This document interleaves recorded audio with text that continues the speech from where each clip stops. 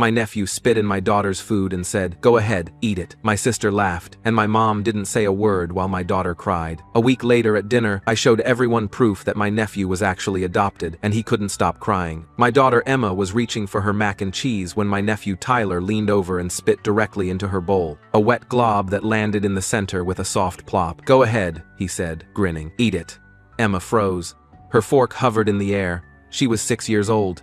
Small for her age, blonde pigtails tied with pink ribbons, pink dress she'd been excited to wear all morning because Grandma said it made her look like a princess. The dining room at my parents' house smelled like pot roast and vanilla candle wax. Sunday dinner, weekly tradition that had been going on for years. The whole family around the big oak table. My sister, Claire, her husband Rob, my mom, my dad, me, and the kids. Emma looked at me, eyes wide and wet, filling with tears. Bottom lip starting to tremble. "Mom," Tyler laughed, loud and sharp, proud. I said, "Eat it, with my special sauce." He thought it was hilarious. Claire smiled into her wine glass, took a long sip. "Boys will be boys." I looked at my mother. She was cutting her pot roast, knife scraping against the china plate. She didn't look up, didn't acknowledge what had just happened. "Mom," I said, voice tight, controlled. "Did you see what he just did?" She chewed slowly, deliberately, swallowed, reached for her water glass. "Kids play rough sometimes, Nicole. It's how they learn boundaries. They test each other." He spit in her food. Claire sighed, dramatic, annoyed, like I was the problem. "Oh my God, Emma's fine. She's being way too dramatic. Tyler was just playing around. They're cousins. This is what kids do." "Playing?" My voice was louder now. He spit in her food and told her to eat it. "Don't raise your voice at the table," my mother said, still not looking at me. "This is a family dinner. We don't yell." Emma's lip trembled harder. A tear rolled down her cheek, then another, her little hands gripping her fork so tight her knuckles were white. Tyler was still laughing. "Crybaby. Emma's a crybaby." "Tyler, that's enough,"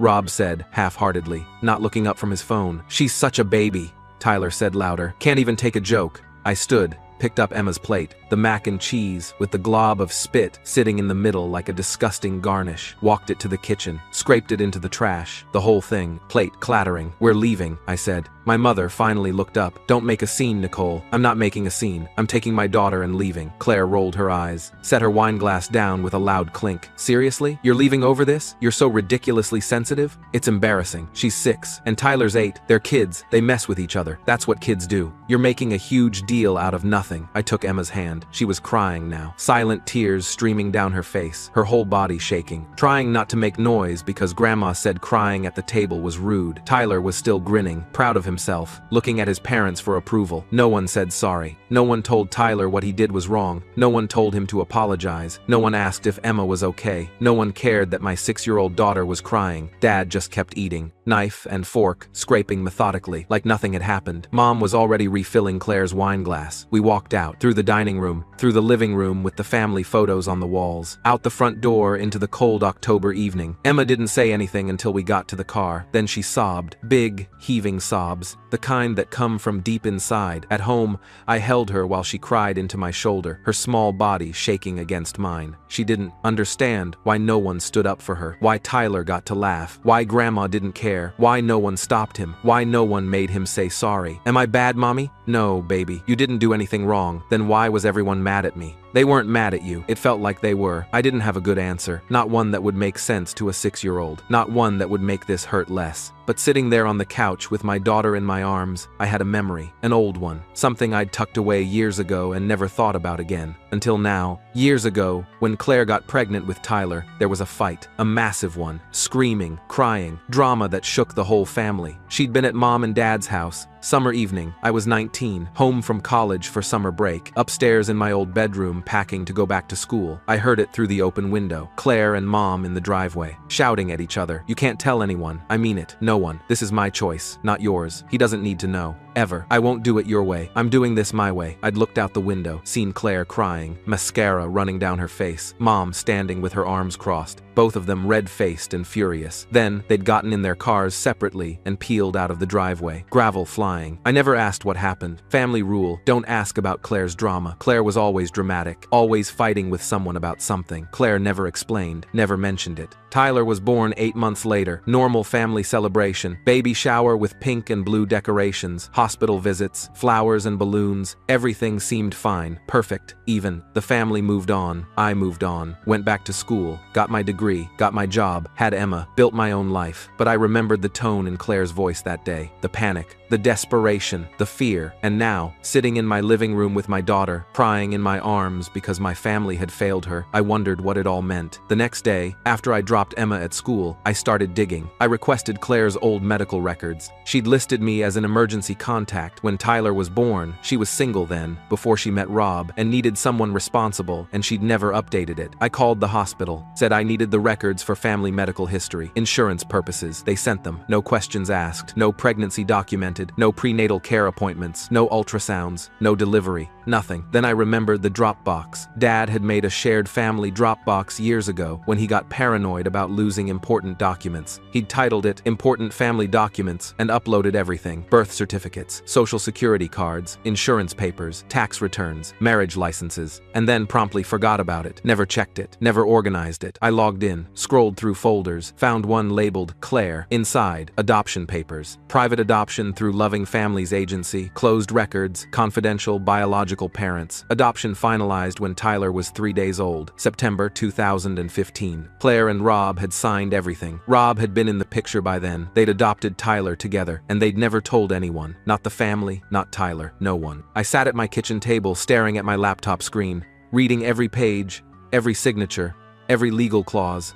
They'd lied.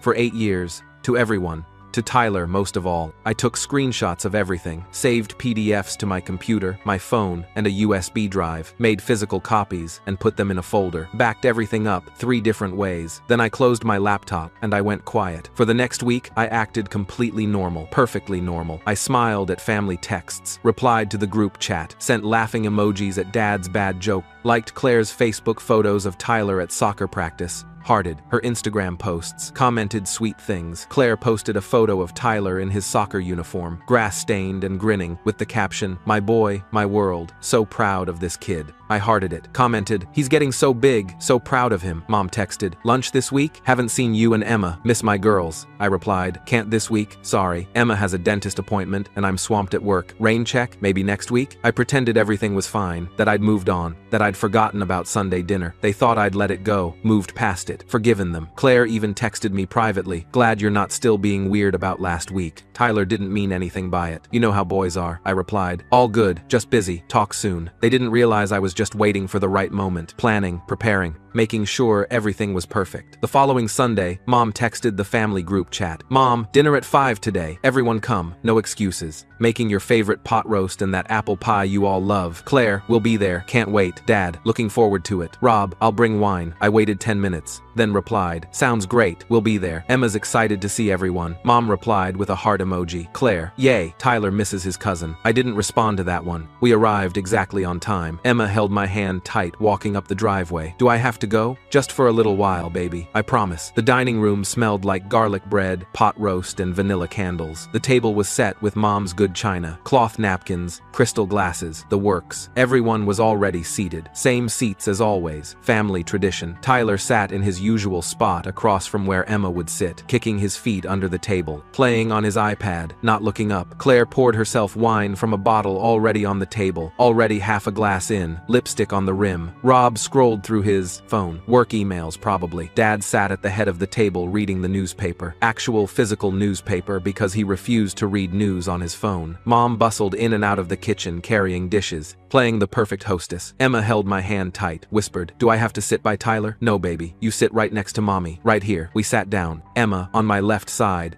as far from Tyler as possible. Mom set down a big casserole dish in the center, pot roast with carrots and potatoes. Steam rising. "Glad you could make it, Nicole. Thought maybe you were still upset, still being dramatic about last week." Her tone said everything. Said she thought I was overreacting, being too sensitive, making problems. I smiled. Warm, friendly. "Wouldn't miss it, Mom. Everything smells amazing." Dinner started. Passing dishes, clinking silverware. Small talk. Claire asked Dad about his golf game. Dad complained about his bad knee and the weather. Rob talked about some project at work, some deadline, some client. I cut Emma's pot roast into small pieces, made sure she had vegetables, poured her apple juice in a wine glass so she felt fancy. Tyler stared at her from across the table, smirking, eyes mean. Emma wouldn't look at him, kept her eyes on her plate. I waited, patient, calm. Then, halfway through the meal, I pulled out my phone. "I wanted to share something with everyone," I said, voice calm. steady, clear. Everyone looked up. Claire's face tightened. Can it wait until after dinner? We're eating. No, I think everyone should see this right now. I unlocked my phone, opened my photos, turned the screen toward the center of the table so everyone could see. The first image, adoption agency letterhead, Loving Families Adoption Services, official stamps and seals, Claire and Rob's signatures at the bottom in blue ink. This, I said calmly, is Tyler's adoption paperwork. The room went completely silent. You could hear the clock ticking in the hallway. The paving spest had been bailed.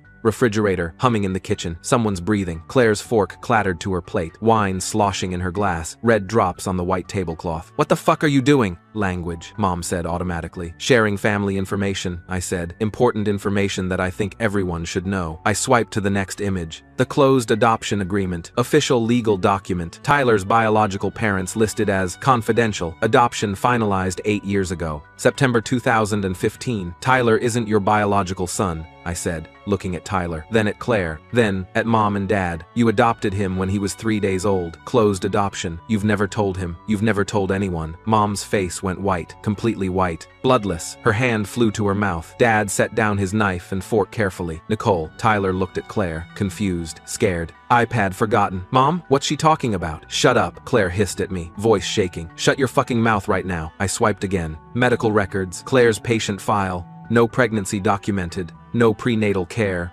no ultrasounds, no delivery records, nothing. You've been lying to him his entire life. Rob stood up, chair scraping loudly, face going red, neck veins bulging. Where the fuck did you get that? That's private medical information. That's illegal. You left it in the family Dropbox, I said, voice still calm, still steady. Dad's important family documents folder, the one he made and forgot about. Anyone with access could see it. I have access. I looked. Tyler's eyes filled with tears, fast, sudden, complete. Mom, what does adopted mean? Claire reached for him across the table, desperate, knocking over her wine glass, red wine spreading across the white tablecloth like blood, dripping onto the carpet. Baby, it's complicated. It doesn't change anything. It doesn't matter. You're still our son. We love you. You're adopted, I said, looking directly at Tyler, making eye contact. They're not your biological parents. Your real parents are other people. Claire and Rob adopted you when you were a baby, and they never told you. They lied to you for your whole life. Tyler's face crumpled, complete devastation. He started crying, deep, choking sobs, the kind that shake your whole body, the kind that hurt. Claire stood up, shaking, wine dripping from the table onto her cream-colored dress, staining it. You're a fucking monster. You're evil. How could you do this? No, I said, looking right at her, voice cold. I'm the person whose daughter you let cry while your son spit in her food. I'm the person you called dramatic and sensitive. I'm the person you laughed at. I'm the person whose child you didn't defend. I looked at my mother. She sat frozen, hands in her lap, face pale, mouth open. You didn't say a word when Tyler did that. You told me not to make a scene. You told me I was overreacting. You told me kids will be kids. You told me to calm down. I stood up, picked up my purse, took Emma's hand. She slid off her chair immediately, ready to leave. So I didn't make a scene last week, but I made a choice this week. Tyler was sobbing now, gasping for air. You're not my mom? Who is? Where is she? Claire tried to hold him. He pushed her away, hard. Get away from me! You lied! You're not my real mom! Mom's voice cracked. Nicole, please, this is too far. He's just a child. He didn't know. So is Emma, I said, but that didn't matter last week, did it? I walked toward the door, Emma beside me, her small hand warm in mine. Behind us, Tyler screamed, "Who are my real parents? I want to meet them. Where are they?" Claire was crying now too, sobbing. Baby, please, we love you. We chose you. We wanted you so much. You lied to me my whole life. Dad's voice. Everyone needs to calm down. Mom, Nicole, come back here right now. Rob, this is your fault. You did this. I opened the front door. Cool October air rushed in. Evening sounds. A dog barking somewhere. A car passing. Normal life continuing. Tyler's voice, breaking completely. I hate you. I want my real parents. Where are they? I looked back once. Just once. Claire on her knees on the carpet, holding Tyler while he fought her. Rob standing there useless with his phone still in his hand. Mom crying into her napkin. Dad with his head in his hands. The perfect family dinner destroyed. Boys will be boys, I said quietly. Right, Mom? Then I walked out with Emma, down the porch steps, across the driveway, to my car. Emma looked up at me. Are you okay, Mommy? I'm perfect, baby. I buckled her in, got in the driver's seat, started the engine.